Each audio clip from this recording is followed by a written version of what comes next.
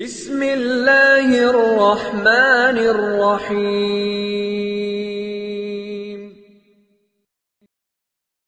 بسم اللہ الرحمن الرحیم وبہ نستعین۔ اللہم صلی علی محمد النبی الامی وعلی آلہ وسلم تسلیما۔ نسیم صبح کا پیغام لے کر حاضر خدمت ہیں۔ ہمارے کچھ معلمین اس طرح کی خدمت انجام دے رہے ہیں کہ وہ اپنے طلباء کو، اپنے اسٹوڈنٹس کو درود شریف کی تلقین کرتے ہیں، اور دین کی جو بھی باتیں ان کے لیے ممکن ہوتی ہیں وہ ان کو تلقین کرتے ہیں۔ اس کا ایک عظیم فائدہ یہ ہوتا ہے کہ وہ بچے جو کل تک اپنی دنیا داری اور جانے دنیا کی وہی جو سب کے اندر ہے، حرص و حوث دنیا کی کا بڑا پن اور کیا کیا کیا کیا، جو بچے ان چیزوں کے لیے جانے جاتے تھے، جو طلباء کل تک ان چیزوں کے لیے جانے جاتے تھے، آج اللہ کے فضل سے وہ اپنی عظیم الشان نیکیوں کے لیے جانے جاتے ہیں۔ وجہ کیا بنی؟ وجہ یہ بنی کہ ان آزاد خیالی کے ماحول میں پلنے پڑھنے والے ان بچوں کو درود شریف کا سبق مل گیا۔ نتیجہ کیا ہوا؟ ان کی ذہنیت تبدیل ہو گئی، ان کا مزاج تبدیل ہو گیا، ان کے لباس تبدیل ہو گئے، ان کے سوچنے کے زاویے تبدیل ہو گئے، اور اللہ کے فضل سے وہ جگہیں جہاں درود و سلام پڑھا جاتا ہے، وہ جگہیں ایسی نور سے منور ہو نظر آتی ہیں اہل نظر کو۔ اور جو اہل نظر نہیں بھی ہیں تو ان درود شریف پڑھنے والی جگہوں پر جو سکون عجب قسم کا ہوتا ہے، اسے تو ہر کس و ناکس محسوس کرتا ہے، اس کو ہر شخص محسوس کرتا ہے۔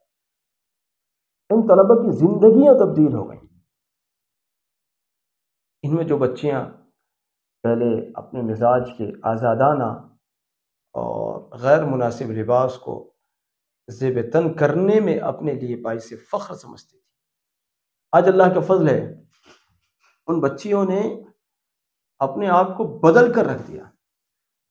انہوں نے اس لباس سے توبہ کر لی، انہوں نے نبی صلی اللہ علیہ وسلم کی تعلیمات کو جو عملی طور پر نظر انداز کیا ہوا تھا، آج ان کی پہچان ہی نبی صلی اللہ علیہ وسلم کی تعلیمات بن گئی۔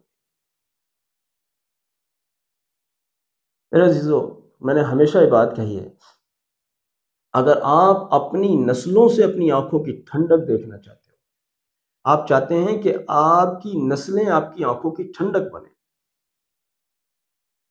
تو ان کو دین متین کا سبق دو۔ پھر وہ بچے انجینئر ہوں، لائر ہوں، ڈاکٹر ہوں، کچھ بھی ہوں، اس سے کوئی بحث نہیں ہے، وہ سب ہماری ضرورت ہے، ہمیں ان سب کی ضرورت ہے۔ لیکن ہمارا ڈاکٹر دیندار ہو، ہمارا لائر دیندار ہو، ہمارا انجینئر دیندار ہو، ہمارے تمام شعبہ جات سے تعلق رکھنے والے لوگ دیندار ہوں گے تو اپنے ماں باپ کی آنکھوں کی ٹھنڈک بھی بنیں گے اور اپنی ذمہ داریوں کو ایمانداری کے ساتھ انجام بھی دیں گے۔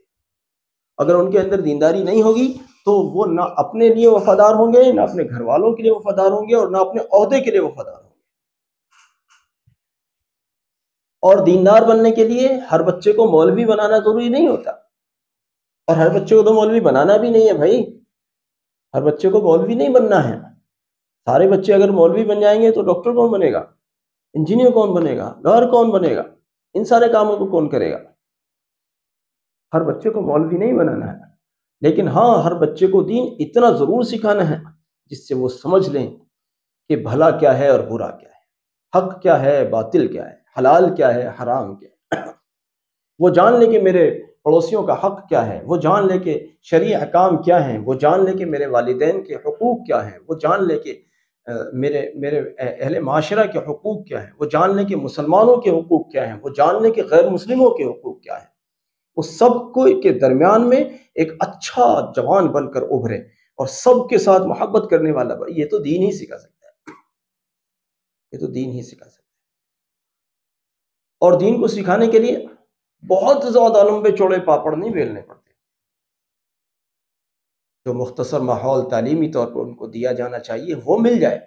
اس کے علاوہ ذکر کے میدان میں ان کو تھوڑا سا درود شریف پر ڈال دیجیے، مختصر سی درود شریف پڑھیں گے تو آپ دیکھ لیں گے وقت کے ساتھ ساتھ تھوڑے وقت کے گزرنے کے ساتھ ان کے اندر کا سویا ہوا انسان بیدار ہو جائے گا، ان کے اندر کا سویا ہوا مسلمان بیدار ہو جائے گا، اور وہ ایک اچھے شہری بنیں گے انشاءاللہ۔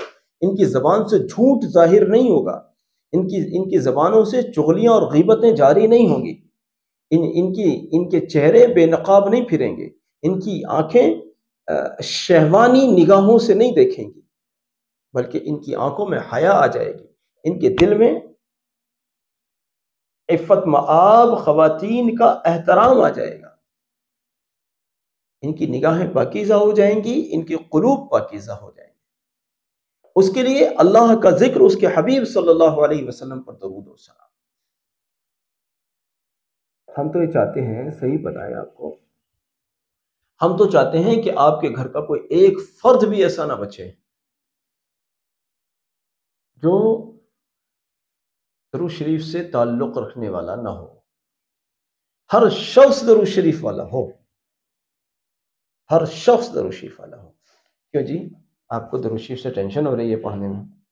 کیا میرے نبی صلی اللہ علیہ وسلم کے آنسو آپ کے لیے نہیں تھے؟ کیا میرے نبی صلی اللہ علیہ وسلم کے وہ مجاہدات، اس میں سے حصہ آپ کو نہیں ملا؟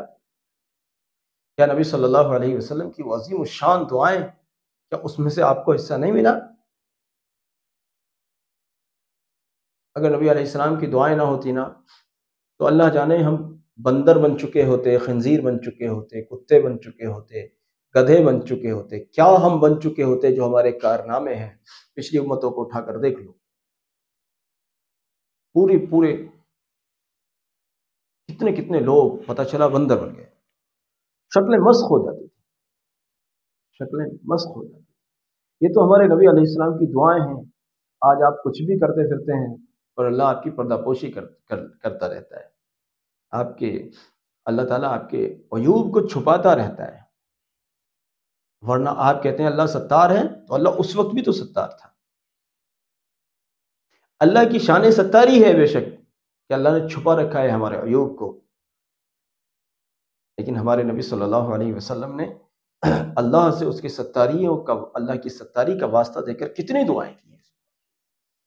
اب امت کو چاہیے کہ امت کثرت سے نبی صلی اللہ علیہ وسلم پر درود اور سلام بھیجے، اور درود اور سلام میں کنجوسی نہ کرے، اور صرف آپ نہیں، گھر کا ہر فرد، آپ کے متعلقین کا ہر فرد درود اور سلام بھیجے صلی اللہ علیہ وسلم پر۔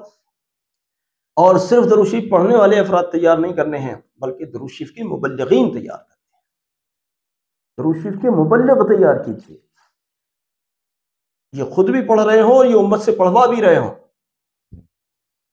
پھر دیکھنا دلوں کا سکون، گھروں کا سکون، معاشرے کا سکون، آفات و بلیات سے نجات، اور اللہ کی رحمت کیسے متوجہ ہوتی ہے انشاءاللہ۔ اللہ رب العزت ہم سب کو درود شریف پڑھنے والوں میں، درود شریف پڑھوانے والوں میں شامل فرمائے، آپ کو بھی اس کی سعادت اور توفیق عطا فرمائے۔ جزاکم اللہ۔ ہمارے اس پیغام کو ساری امت تک پہنچائیں۔ السلام علیکم ورحمۃ اللہ۔